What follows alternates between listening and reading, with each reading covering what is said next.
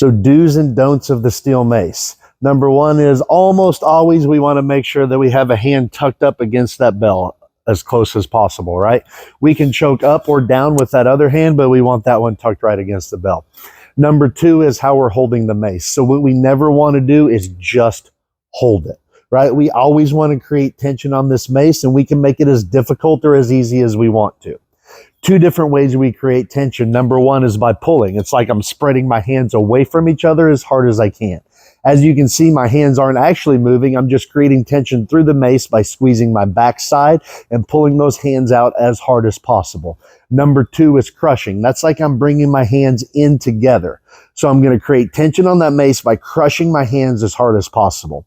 For the most part, anytime I'm moving the mace away from my body, I'm pulling. Anytime I'm bringing it into my body, I'm crushing. All right. That's not a steadfast rule. You can actually do it the opposite and be fine.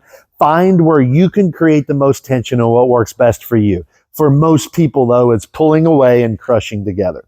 The last thing we want to talk about is how our feet go.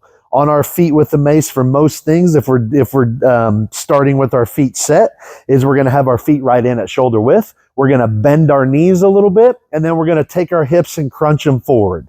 Then we're going to shorten the distance from the rib cage to the belly button to tighten those abs. So now I'm kind of in this balled up position.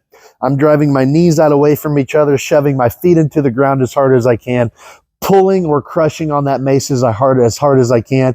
And even just standing here, I'm in maximal full body tension. There's a big difference between doing that and just standing loosely and moving through my movements, right? We want to make each movement as difficult as possible and almost like we're sludging through mud as we move through those movements.